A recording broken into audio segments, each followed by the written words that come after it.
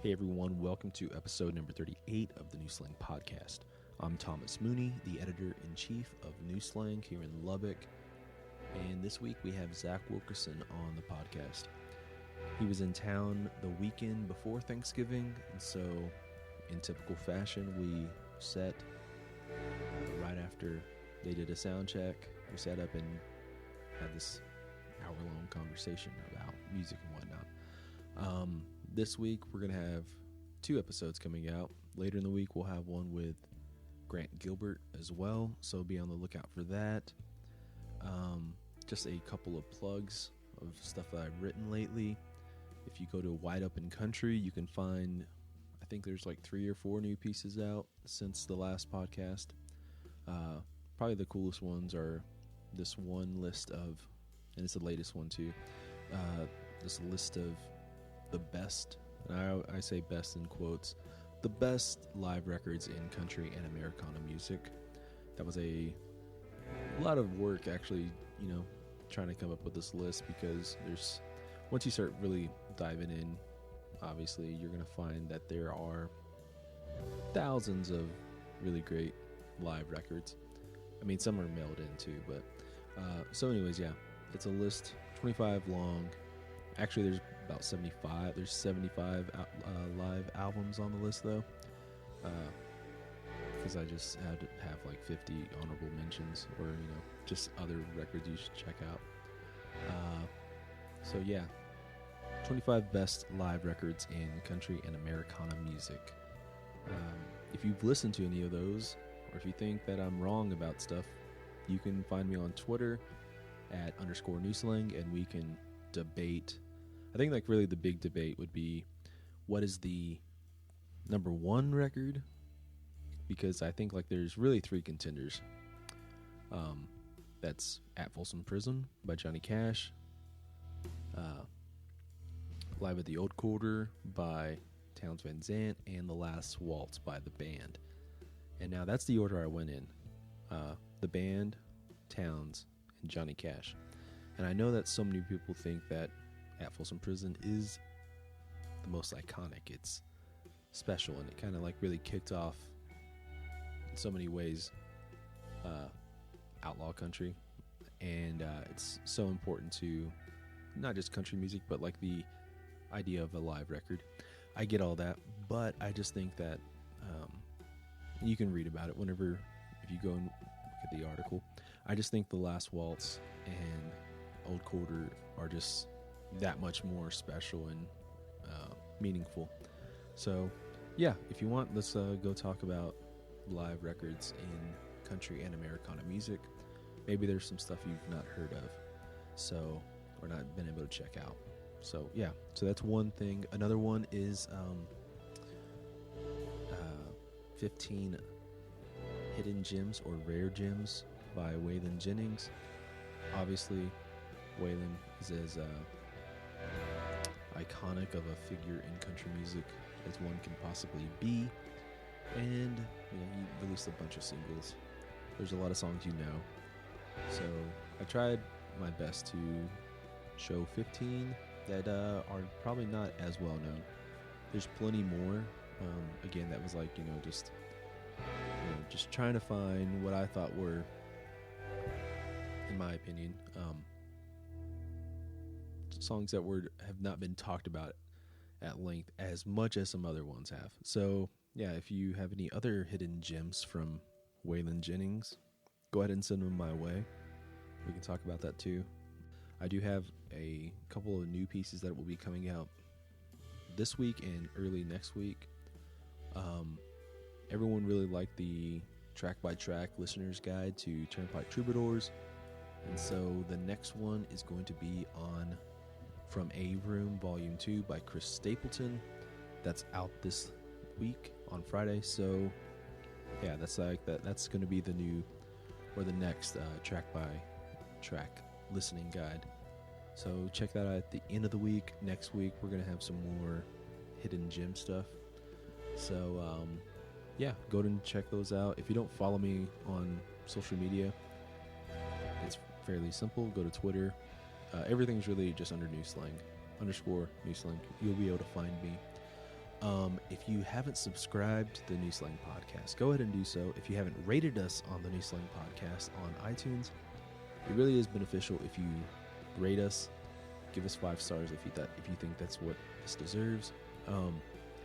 And yeah, share with your friends and colleagues and whatnot. It really does make a difference on all the algorithm stuff on iTunes. So yeah, I guess that's about it.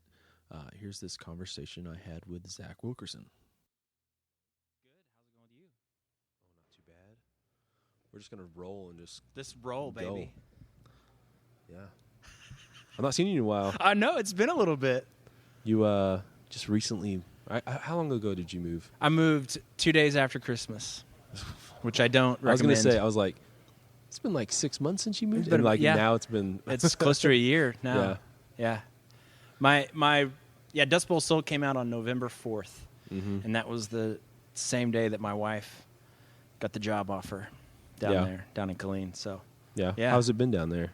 Man, it's been really great. I mean, it's been great for my family, but the ability just to be a lot closer to everything helps a ton. Yeah. It helps a ton. See, that's what, like, everyone, Lubbock's far away from everything. Right. And it's like, you feel bad for those Amarillo guys who have to, like, drive. Right. It's another 2 hours. Yeah, exactly. Yeah. Got to drive through Lubbock to get anywhere. That's how, like I grew up in Fort Stockton. Right. And so, like, our district in sports and stuff was Presidio, us, and like Seminole, Lamesa, Pecos, Monahans, Midland, Greenwood, and Presidio would have to drive through Fort Stockton to get to any other town, basically. Right. I guess maybe not Pecos, but like they're basically having to drive through. Yeah. So that's kind of how Amarillo. They're the end of the interstate. Amarillo's the end of the interstate, man. End of the interstate.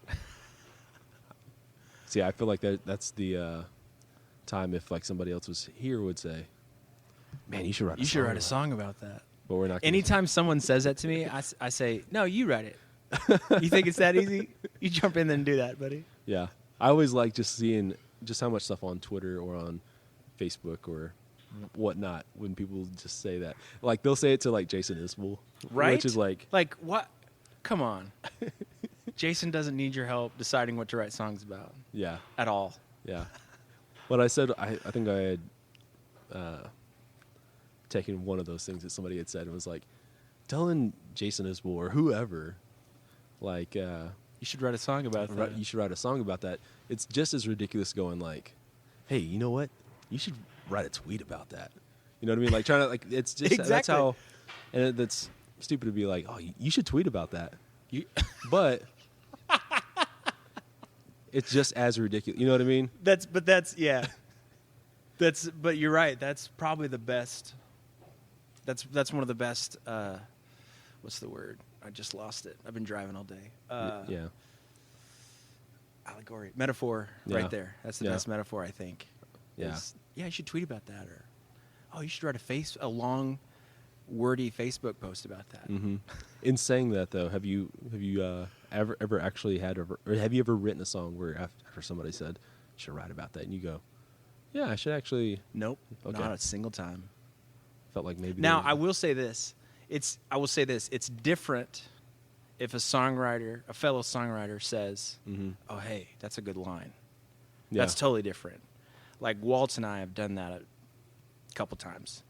You know what I mean? And it's like, that's totally different. Like when someone who doesn't necessarily understand what it means to be a songwriter to have to sit down and, I mean, you have every single word you've ever heard or learned in a giant mountain in front of you, and you're supposed to pick only the right ones. Mm-hmm. And so people who don't necessarily understand that, it's totally different. But, someone like Walt and I'm sure there's other songwriters that I've been around where someone, that's a lot of times how it happens, just someone being a smart ass. Yeah. And then, hey, are you going to use that? Because if you don't use that, I'm going to use that. Mm-hmm. That's something Walt and I have joked around before. Yeah. But, yeah. Now that you're down there, like, are you able to hang out with more? Not really, because I'm actually more busy now in the last year, which is great. And it's funny because, I mean, we've seen each other. Well, I will say this. It's a lot easier for me to say, hey, let's drive down to Green and go see, the Hair of the Dog with Walt and the guys. That's we can do that stuff now. Whereas before, that just wasn't feasible. Yeah. So we have been able to do stuff like that. Back in the spring, I played a residency at Saxon Pub, and we played behind Walt every single one of those shows. So that was pretty awesome. But also just getting to be around. I mean, and Walt's not the only guy that I've been excited to get to be around more. There's other guys down there that just being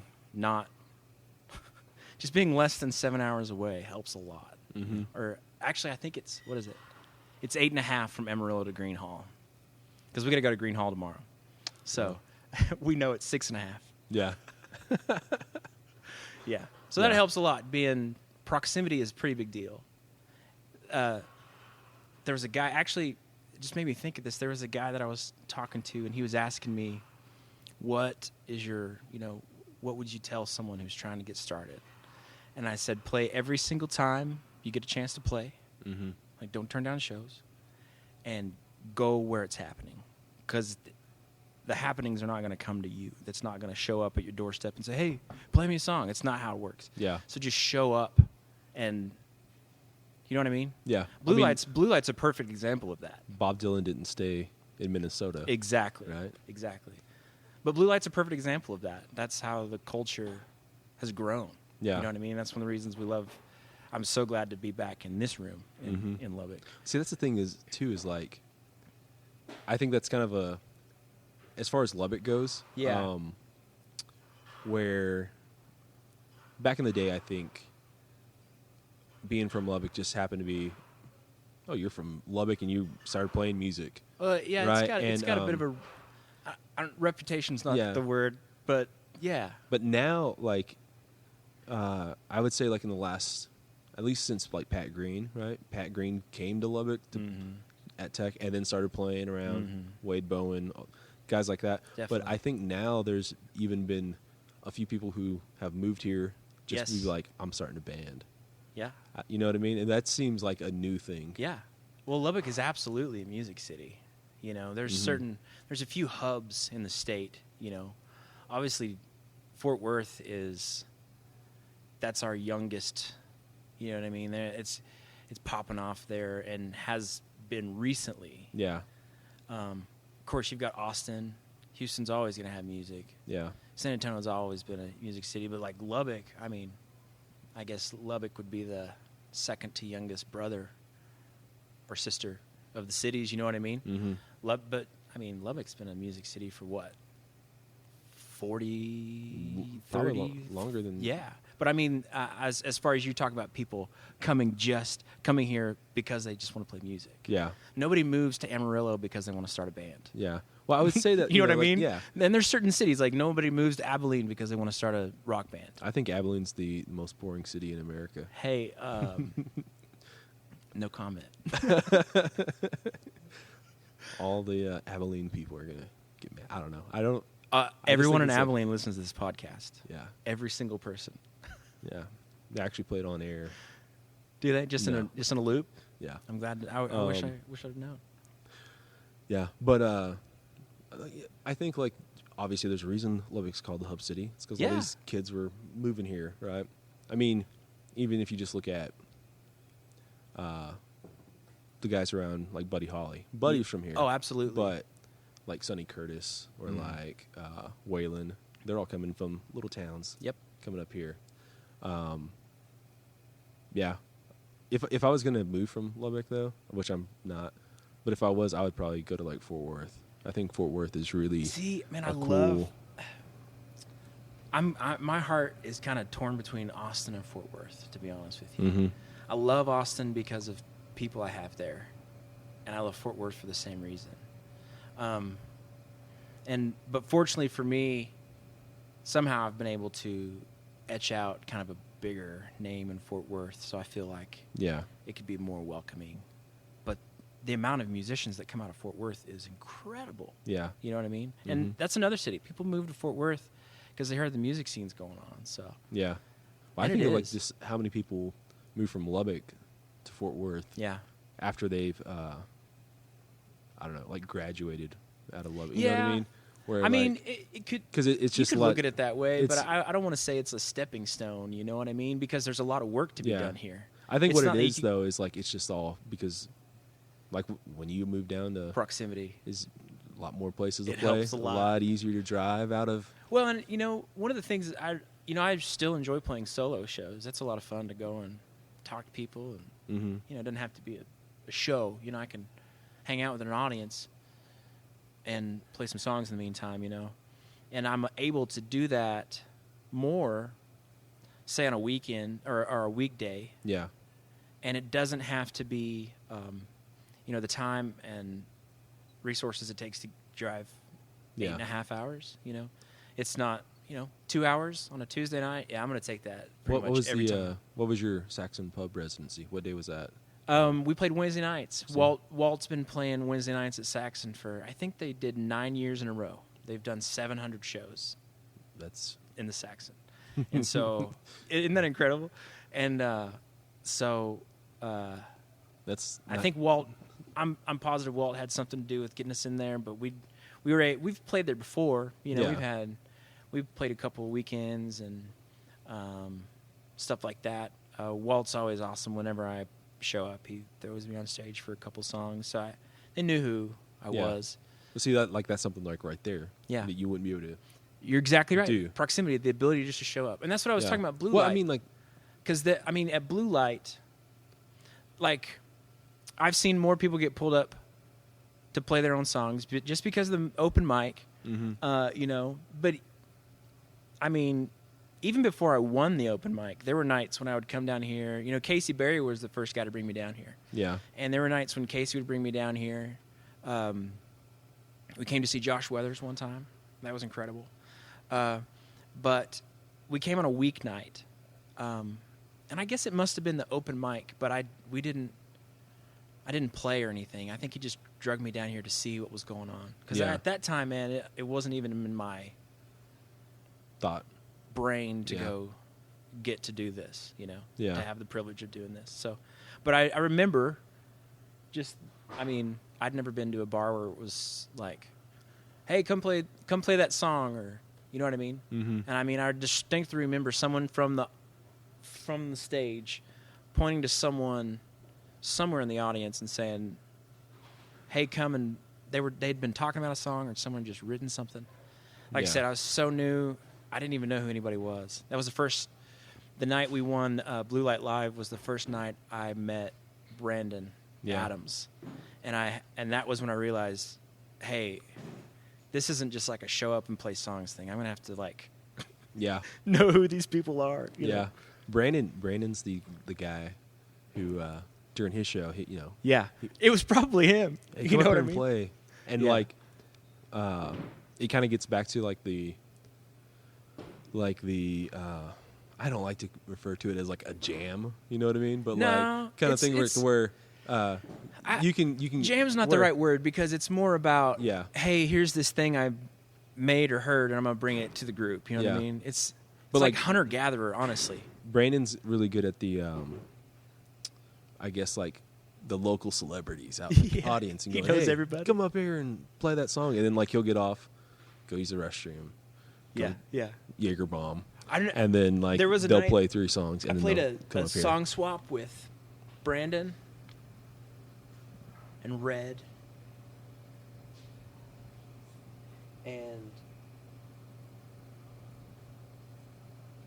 is it Daniel from oh man, it's Markham or no Saja? Fluid, Oh, Daniel Fluid, yeah, right? From Yeah.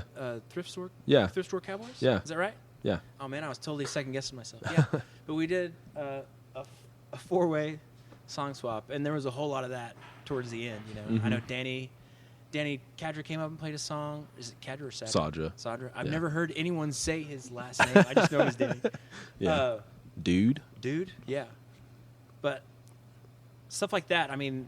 Those things happen in Fort Worth. They happen in Austin. They happen in Lubbock. You know, it happens sometimes in Amarillo, but it's different. No, like I said, nobody moves to Amarillo to join a band. There was, I guess, like the songwriter competition was just finished up about 3 weeks ago, something like that. Yeah, I felt that Tuesday after, like the judges, like Jamie Lynn Wilson, BA, Jamie texted me about it, and Carrie Sweeney and Wade Parks played the next night. Okay.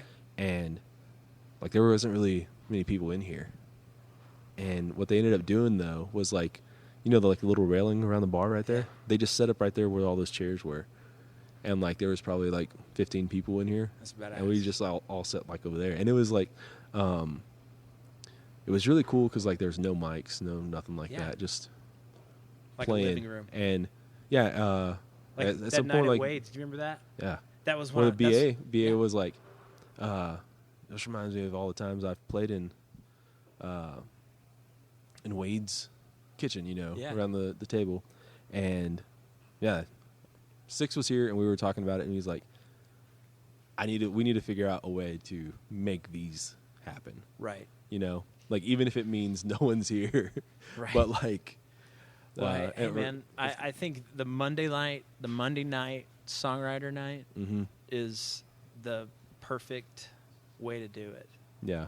Without making it contrived, I guess. Yeah. You know, really, it's just giving people the space and the permission. You know what I mean? Just the when people know that they're allowed to sit in the middle of the dance floor or at the bar with a guitar and play a song, that changes the atmosphere. When you know it's like songwriters welcome or whatever. Yeah. Just bring whatever you got. And like even that, like they, you know, they got Jerry Serrano, who's sitting there. He's like, "Hey, you can play a guitar." Exactly. He went out, or I guess he technically went out and got his guitar because they asked him to play a song, and he's left-handed. Yeah. So like he went out and got it, but yeah, you know, that's. But things I think like man.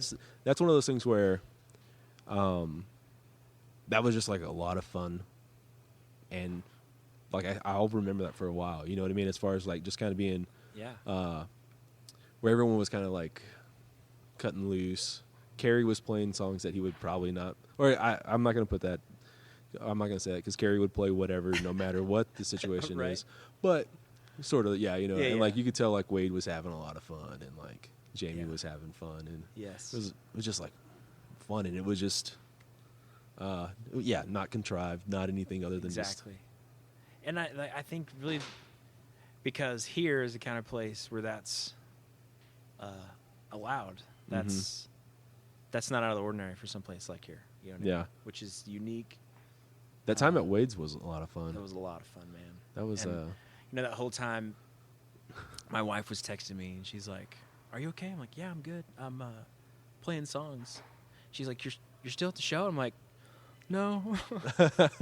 I'm at this, you know, just told her I'm hanging out with some other songwriters from Lubbock, you know. And she's like, oh, okay, all right. You know what I mean? Yeah. And stuff like that is, I don't know. Yeah, that was a while back now. Hey, man, that was probably 2000. That had to be 2012. Yeah, because I won Blue Light in November 2011, so we're at right at 6 years. Yeah, and so. Yeah. Wade doesn't even live there anymore. He moved to a different house. But yeah. Wow. Wade's a good guy. I think like Wade is the Wade, let's have another songwriter party at your house. I know. I don't even know what your house looks like. Wade, I think, is the most Lubbock songwriter of the last 20 years. As far as like when I think of like Lubbock. That's high praise. Or like what I sincerely think like he's captured what like a true Lubbock probably better than anyone else has. Yeah. I think like BA on the other hand has like probably influenced more people out of Lubbock than like he'll ever get credit for. Unfortunately, you might be right about that. But yeah, he's I think I think like at some points he sometimes is like, you know, I could be bigger. I should be bigger. You know, and of course he's had like everybody setbacks. feels that way. But also I think like and it's fine to get fucking mad about that kind of shit, right? Feel jaded in a lot of ways, right? Or in spite. But also I think like he's at a point where he's taking a lot of people under his wing now. Yeah. And that's what probably way more important than anything else. I agree. I mean, I love how I really love how inclusive he is with everything. You know what I mean? Or not everything, but everyone, I should say. And I mean, like I said, I didn't really know anybody, and very few people down here even knew that I existed when I won the thing, I won the Blue Light. And but you know, Brandon right away, you know, he just, that night he came up, he's like, oh man, you know, I really like what you do and all that stuff. But he was also like, you know, he said, I can't remember the exact words, but the sentiment was, you're gonna do fine. You're gonna do well. Yeah. You know. Do you remember what you played that night? The last night? Yeah. I don't know if you remember. We actually played 4 songs. Do you remember that? No. Because we played our. Was there like a song off? Yeah, we played our slot. Yeah. And then they had it. It was a tie, me and a young lady, and I can't remember her name. And then we did a sing-off. Yeah. So, gosh, man, I can't even remember what I know from my very last song, I played Pieces. Mm-hmm. And that was a good idea. Dave Perez, we were back there, and he said, I want you to play something that you wouldn't play in this room. So I played Pieces. Yeah. You know what I mean? Because most of my stuff was fairly, it was closer to the country vein, you know, or at the very least, I don't know, singer-songwriter stuff. Yeah. But I remember thinking, should I play that? I don't know. I remember questioning whether or not I should play that, and then I think she finished her song, you know, and everybody was clapping. They're like, that was good. And I really, I mean, it was an okay song. I could tell that it wasn't one of her strongest. Yeah. And I remember thinking, because of that, her performance wasn't as. The three songs she played before were all pretty strong. Yeah. And that 4th song she played wasn't as like, just solid. Mm-hmm. And I remember thinking, that could be you, buddy. Are you sure you want to play this song? And I thought, yeah, I'm just gonna do it. What the hell? Why not? You know. Honestly, I was thinking, if I lose this, I could just come back and play here more. Yeah. You know what I mean? Yeah. I remember thinking, at this point, even if I lose, I could probably come and sing my songs on the songwriter night. Yeah. That was honestly my thinking. So I thought, screw it, I'm just going to play it. Yeah. And it worked. I remember I got a good response. The best response I'd ever got for one of my songs up to that point. And, that was, I remember I was over on this side. What is that, stage left over there? I'll never forget that. I finished that song, and I don't like to sit down on a stool. So I remember standing up and playing my song. And I sing with my eyes closed a lot, mostly because that's the best way for me to listen, so I can hear myself, you know. And I remember finishing the song, and I got a really, really great reaction from the song. And I opened my eyes. I looked kind of over there where it was like my eyes were just drawn to that area over there by the beer cooler. Yeah. And, dude, I still remember this so clearly. Just like the looks on people's faces, like, oh man, they like that. Yeah. Oh wow, that was kind of cool. Because, like I said, dude, I didn't expect. You know that first night that Casey brought me down. Did you know he tricked me? He lied to me. Did you know that? I think we've talked about this before. Yeah. He called me up and he said, "Hey, let's go to the open mic and bring your guitar because I want you to play some songs." Because, like I said, we'd come down, but I'd never played before. Yeah. And I said, "Oh yeah, man, that would be cool, you know."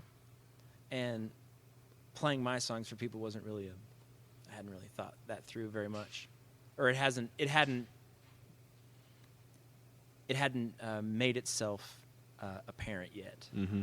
And he said, "Yeah, I really want you to come down here and play some songs. I think," he said, "I think it'd be really good for you, and I think you'd learn a lot about this stuff, you know." Yeah. Typical Casey speak, you know. And so, you know, I was like, "Yeah, sure, man. You know, I mean, why not?" You know, he said, "I'll drive you, and I'll buy all your beer, and I'll buy your breakfast." I was like, "Yeah, I can do that," you know.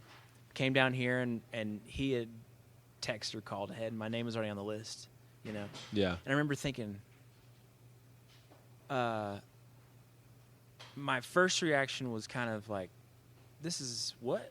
This, you know, I was pissed. I was like, this is bullshit. Like, yeah. I didn't want to do a contest, you know. Mm-hmm. And then I just kind of, I guess I had a moment of realization. Like, well, I came down here to play the open mic anyway. Yeah. The fact that there's, I guess, something tied to it maybe, or some type of reward for doing it shouldn't change. If anything, it should make me more excited to play. Mm-hmm. You know, that it's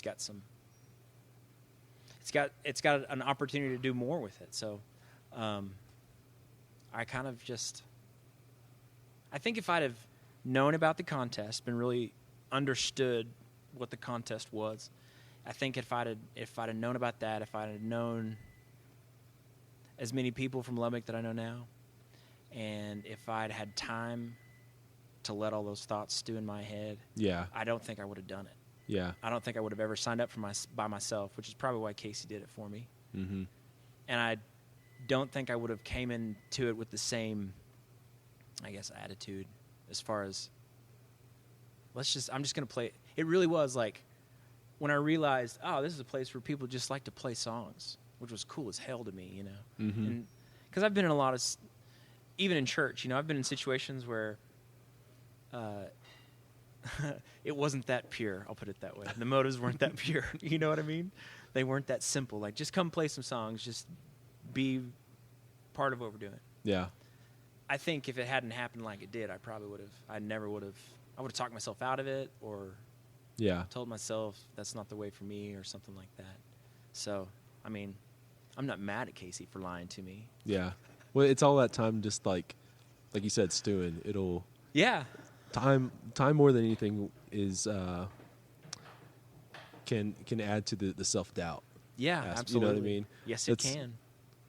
You get paranoid about shit. Yes. That's what I always do that too. I'm like, I just think about people are going to say bad stuff about me on this. You know what I mean? Right. And or like, what if they actually think I'm really bad with that, is like thinking like everyone else like bad motives out of this. They're just playing a big trick on me. I feel that way too. Sometimes, like you just kind of like get where you're like, you know, honestly, no one really gives a shit about you that much that like there's this grand conspiracy. Right. Most people are just trying to like get through their own shit. You know what I mean? They're not trying to mess up yours. Yeah. Sometimes they unintentionally do. You know, sometimes you unintentionally mess up theirs, but most people are just trying to get through, I think. Mm-hmm. Especially songwriters and, you know, music people, musicians. It's like, this world's tough enough, especially when you can find some people that you think, man, I think this person, you know, I think their motives actually might be pure, you know. It's really incredible to find those people, you know. But I guess at the same time, that goes right back to what you were just saying, like, but are these people out to screw me over? Yeah. Because I know a lot of those people too. I've met a lot of those people in this as well. So when you find the good people, that restores your faith in humanity, I guess is the term. But yeah. I found a lot of them here. That's why I like coming back here. Yeah. So what have you been writing on lately? What's like the last song you working on?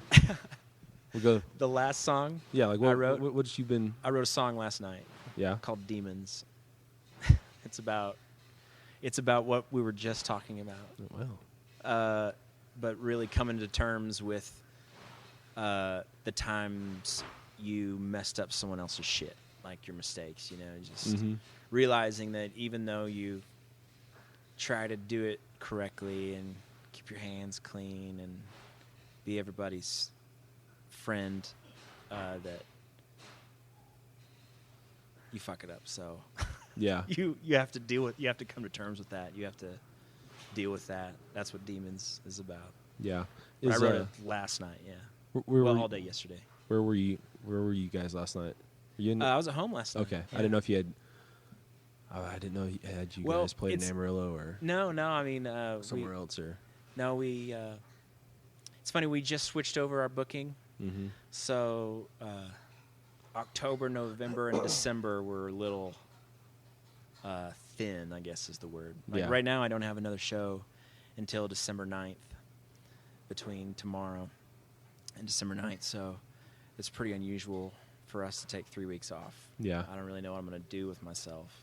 I guess I'm going to write Thanksgiving's in there, so I have to make some time for that. But Thanksgiving. Yeah. But which I'll be driving back up to Amarillo, hang out with my wife's fam. So yeah, I'll be coming right back through here on Tuesday. That'd be fun. It'd be a lot of fun. Yeah. Okay, so yeah, your last record came out. You November said 4th, basically 2016. Yeah. Are you somebody who, like, after the record comes out, after you're finished doing it, where you can just come and jump back into songwriting, or do you like to kind of like take a break and like? Man, I'm one of those that I never stopped songwriting, and you know, when we were making Dust Bowl Soul, you know, I showed up with, well, the way that Walt really likes to do things is he wants to get a CD of everything you have that you're even thinking about. He wants to get a CD, hopefully months ahead of time. Yeah. Because he wants to listen. He wants to know the songs as well as you do. Mm-hmm. So he wants to listen, and because he's editing, he's using his ear, and he's you know, trimming fat and all those things. But you know, I sent him a CD with 16 songs, originals. We had 3 covers that we did also. Yeah. And then I showed up to the studio with 3 or 4 new songs that he hadn't even heard yet. You know, and he's like, let's stick with the program. I'm like, all right, okay. actually, that's not completely true, because one of the songs was Scar. Mm-hmm. So that's not completely true. One of the songs we actually did Pull an Audible on. I played it when we were making Dust Bowl Soul. We recorded every day, and then after the show, after the recording, Walt and I would go and do like a song swap somewhere every day after the studio, and so that's when I played Scar for him, not at a show, but just in one of those, and he's like, yeah, I think we need to, because he knew about AJ. Yeah, he had heard about it. He didn't know AJ, but he had heard about it, and then when we met and finally started talking, I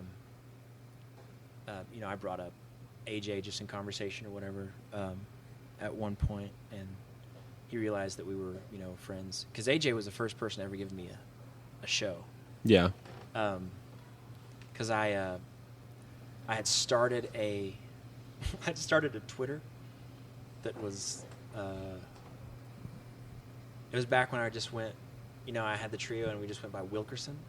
Okay, I didn't even know that you just went by Wilkerson. Because we were trying to sell ourselves as a band, and so I'd started a Twitter because I'd found Craig Ames to play bass and a guy named Chansley Stater to play drums. They're like, yeah, we could try this, we knew a little bit about trying to find a show and actually getting paid to do it, We were like, yeah, we could try this. Craig knew a lot more than anybody, and so he was helping me figure it out. But I said, should I start a Twitter or something? He's like, yeah, let's do it. We were sitting at Wendy's in Canyon, Texas, because I worked at a church in Canyon, and of course, I was a key holder, and I was in charge of the stage. So I was like, hey, I'm gonna practice with my band as much as I want, But we were at Wendy's and we decided, yeah, let's try. That was the very first night we really jammed, and we all had some songs we listened to. Let's at least know what we're gonna try. And we went to Wendy's to sit and talk about it. Like, how's this gonna work? How are we gonna do it? And Craig was like, yeah, let's start a Twitter. And it was really, it was one of those smart ass things people say, and then something comes out of it. Yeah. So I started this Twitter. See, this is back when Twitter was only. It was a big deal. 75 words. That was right. No. Right.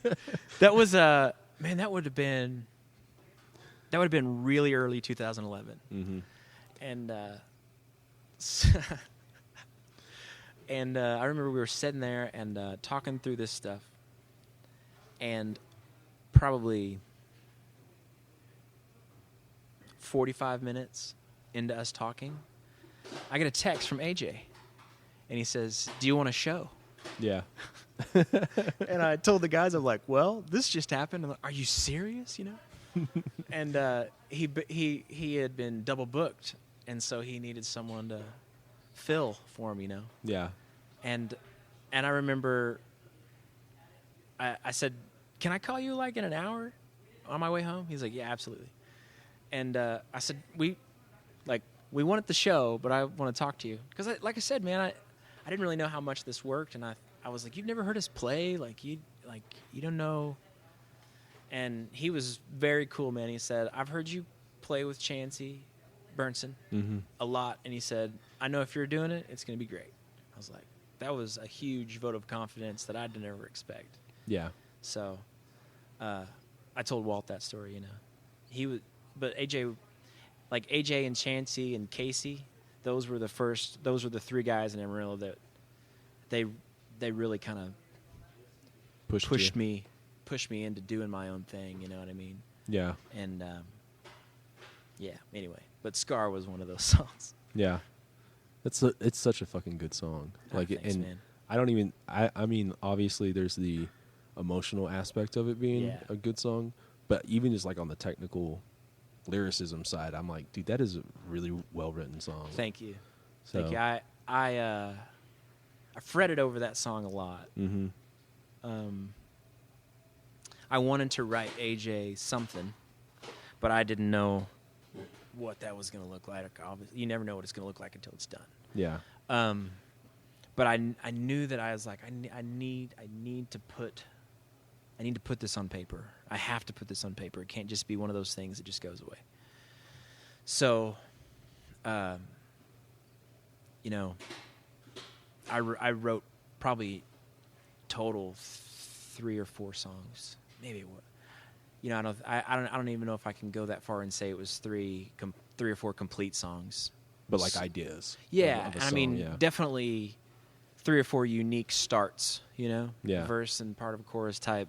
A distilled idea on each one. Yeah. And Scar was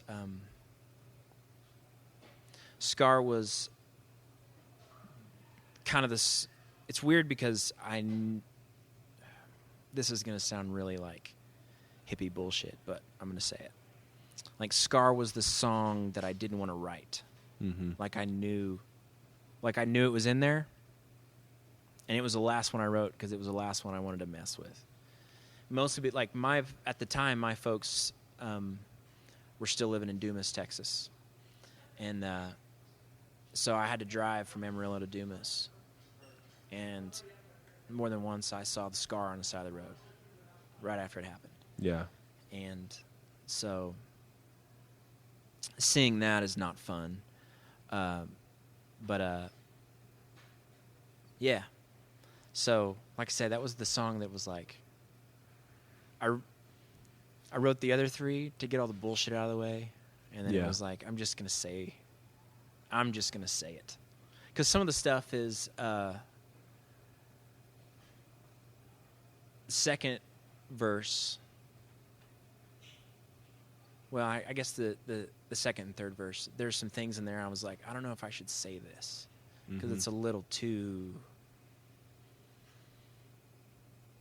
bare, a little too raw. Like it's getting a little ugly. You know what I mean? Yeah. But I think that's what you're supposed to do after writing it and being able to record it. I'm pretty happy with it. Yeah. You know, people ask for it all the time in shows, and we don't play it in shows. Yeah. We played that song. Well, I've played that song 3 times as a song. I wrote it, but I played it for Walt the one time. I played it for the guys in the studio, and then we did one take. We played it to record it. Yeah. And that's all that gets played. Yeah. So I mean, I don't sit around and play that one. Yeah, I can't imagine. I don't think anyone would blame me for it. You know, like it's been 4 years, and I'm still sitting. Like it still is, because honestly, like no bullshit. The long and short of it is, I wouldn't be here. I wouldn't be sitting here doing a podcast about me writing songs if it wasn't for AJ and people like AJ. So that's not lost on me. Yeah, that's to a certain extent, I feel a lot of responsibility to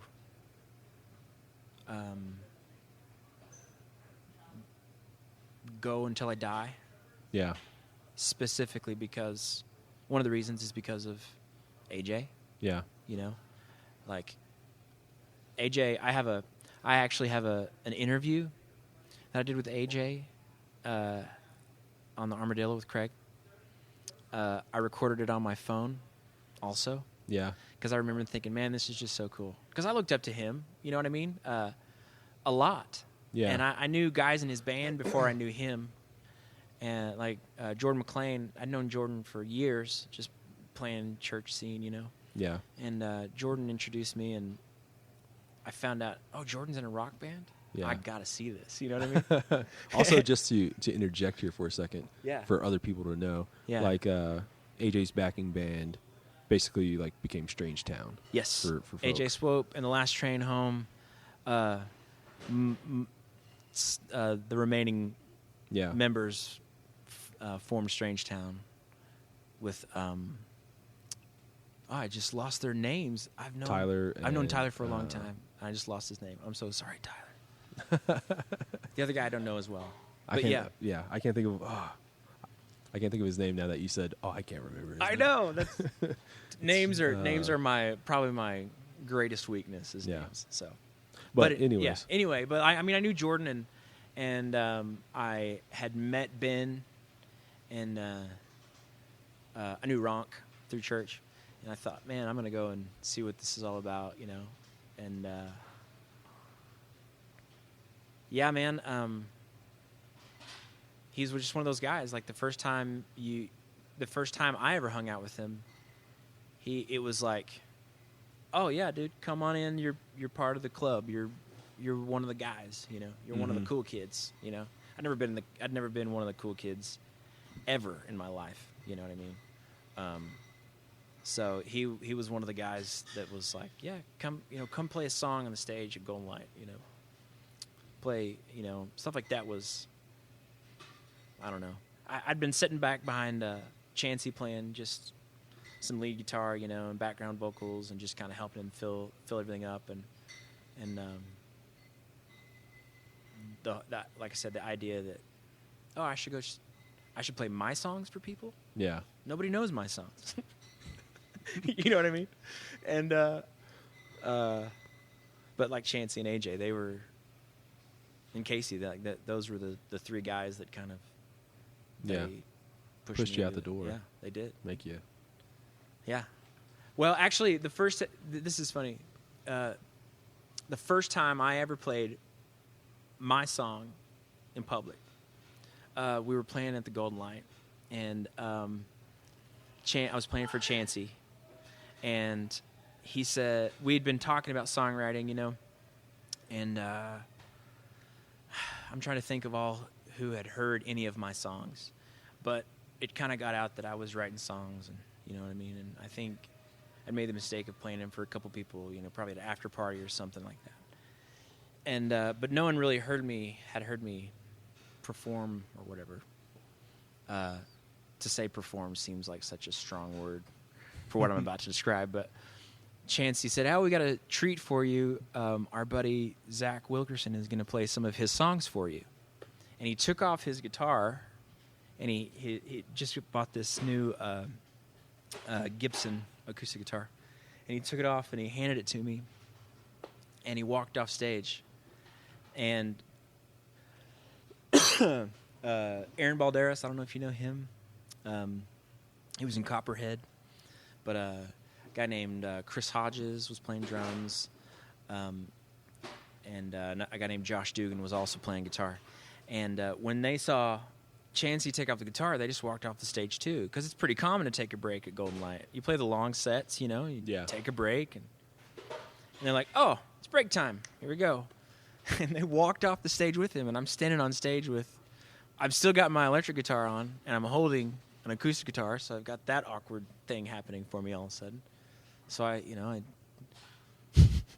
awkwardly take off my electric and lean it against an amp, you know, and like decide, oh, okay, I'm going to play some songs. And I remember playing 2 songs of mine. And the deal was, he told me later, he's like, "Man, I had to pee so bad, I thought I was going to have an accident. I thought I was going to like," he said, "I thought it was just going to happen, you know." And he's like, I don't know, I thought it was a good idea. Yeah. And that's honestly the first time I ever played my songs for people. And I remember I played 2 songs, and then Chancey was walking back, and they asked me to play a third. The people at Golden Line asked me to play a third song. Yeah. And that was, I think that was my first maybe clue. This could be something, you know what I mean? Yeah. But yeah. Yeah. Let's talk about accidents on stage. Okay. I'm not gonna out anyone. Okay. But I've heard stories about, you know, accidents on stage. Hey, dude, when you're singing your ass off, sometimes you sing your ass off. Exactly. It's never happened to me. Yeah. But I guarantee you it's happened to somebody. Yeah. I will say this. One time we were playing Sundown at Granada. Mm-hmm. And I had a really bad cold.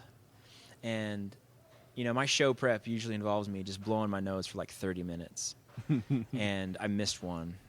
And, dude, it was like a hanger, you know what I mean? Like, and what's really great is that I've got a little camera that I record shows with now. And the drummer at the time, he also records shows on his own camera. And so he actually got it from 2 different angles. You know, it's about 6-8 inches long. Yeah, big old snot string bubble. That's as far as I've gotten an accident on stage. But yeah.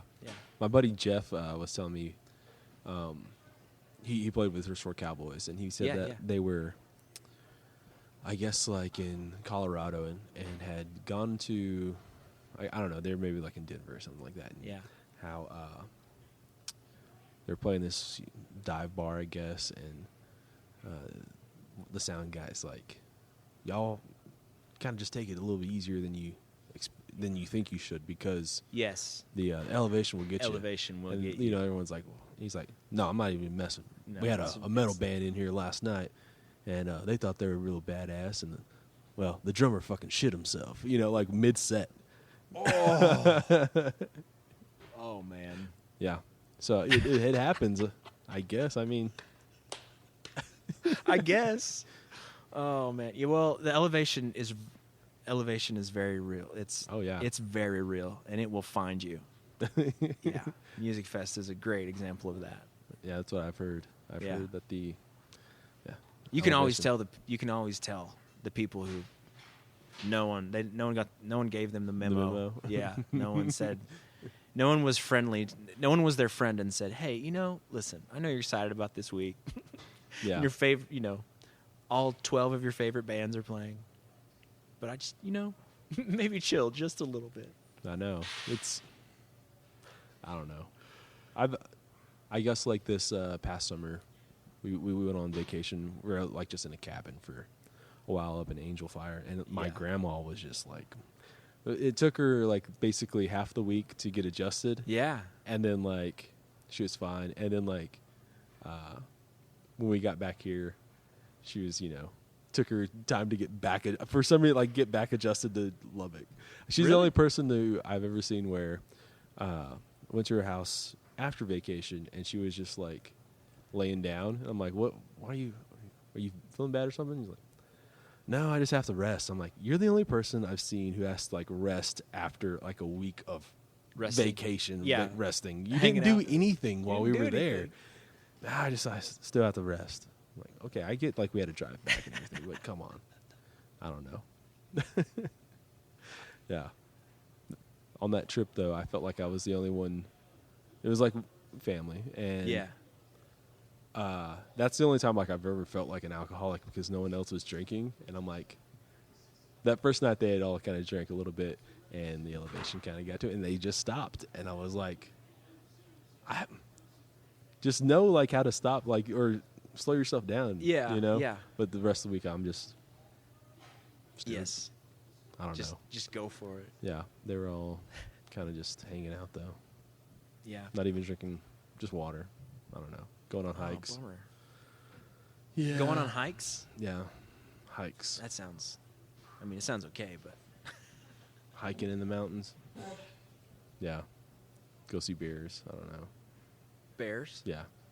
I'm just rambling on now. Okay, cool. You got me I'm in. going on this, but yeah. Now awkward pauses. All right.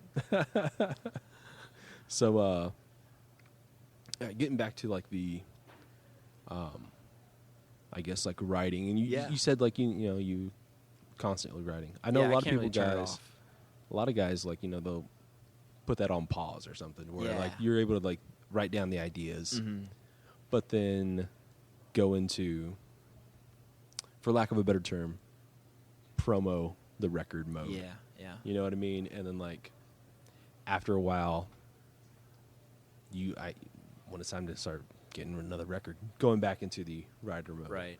Yeah. So you've always been where you just have to. Well, I've always, I didn't realize it, but I've always demoed songs. Like even when I was a kid, writing songs just in my bedroom, like I still felt like, okay, well, I finished it, so now I need to put it on something, and I would usually just put it on I had an old, not a boombox, but like an old dual cassette stereo, and I would just had a really cheap microphone that it was a computer mic, with the little 1/8-inch TRS. I guess it's a TRS. You know what I mean? Yeah, I know. I could it's plug like it into my. Those are like before the computers had mics built in. And but dude, it was use it for. It was like a stick. Yeah, you know what I'm talking. No, it looked like it was like a white Bob about. Barker Dell thing. You know what I mean?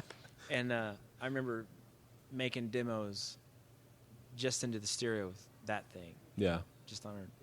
But I didn't realize that's what I was doing. I really was. My big thing is I didn't really like. I know how to write music, as far as like I know how to notate music. It's not something I particularly enjoy doing. To me, it's a little because it's not like I'm going to sing those notes exactly every time, ever. I'm mostly improvisational, Yeah. So basically, the whole idea was I didn't want to forget these, kind of vocal phrases and stuff that just came to me while I was playing, But that was, I've been doing that for a long time, and so when I made an actual record, and Walt explained, all right, I need a demo of every song, and I realized, oh, okay, that's what you're supposed to do. All right, I was doing it right this whole time. I didn't even realize it. Yeah. And then since then, that was in 2014 that we made the first one. Since then, I've tried to be really disciplined about demoing every song. I've got 19 gigs of voice memos on my phone. I use demoing as I use it as a writing tool. Like that song that I wrote yesterday. Yeah. I started writing that song probably 10 in the morning. It's when it showed itself. And so the first demo is like a minute, 10 seconds. And it's got the first line and then me humming over what I think is a verse and what I think is a chorus. Yeah. So that's at 10 in the morning. And then like 2 or 3 p.m., there's another demo, and it says Demons 2, right? And it's a complete first verse, complete chorus, kind of complete second verse, maybe 50% of the second verse. Yeah. Okay? And then I've got another one that says Demons in parentheses G, because I realized when I wrote it in the wrong key for the way it needed to sound. Not necessarily for my voice, but for the words, for the song. You know what I mean? It doesn't need to be... Anyway, so I dropped the keys. I dropped it down a fifth, and then I made the last demo's at like 11 o'clock at night or something, and it's 3 minutes and 48 seconds or something like that. And it's a whole song. It's a complete song. It's got a bridge. It's got it all. Yeah. It doesn't. That's not what I meant. This song does not have it all. But but you know what I mean. The whole song is on this demo. Yeah. And so what I usually do is to me, like I said, that's what I call a distilled thought. You know what I mean? I've processed it as much as I can. Mm-hmm. And so I use those demos as a tool, and then what I'll do again is I'll probably let that song sit for a couple weeks, and I'm gonna go back and listen to that final demo again, and most likely there's gonna be at least one more, Yeah. I mean, that's just kind of the way I do it, and that's what I mean. I don't ever stop writing, and on my phone, very rarely is it one song, the versions of one song all together. I mean, they're all mixed up because I'll make a demo of this because I need to take what I've got in there. I need to put it down. I need to put it someplace safe. I don't need to leave it there so I can go and focus on this other thing. And so I go and write another song or do the same with that one, do another song, same with that one, and then just try to, like I said, put it down to where it's not gonna move. It's not gonna evaporate from my brain. You're not gonna forget it. Yeah, I don't want to forget it. You know what I mean? And so then I can go back to those demos and write them again. Yeah, I think like the thing that probably people, I don't know, not necessarily forget or like not know about songwriting that's interesting is that, and this all goes to just like going on those like songwriting retreats with the other dudes. Is that like, one of the things that you don't realize that comes into songwriting is just how much humming there is, or like using that as filler. Yes, just singing. People don't like, just making noise, and then like getting from like, oh, I've got this line, and then like I don't know the next line, but I think I have something for this next line. Yes, and like humming in between and using those as filler until you get to the point where you got something. Well, and I have a lot of times when, maybe I've got a stanza of 4 lines, and I know what I want the last half of the 4th line to say. Mm-hmm.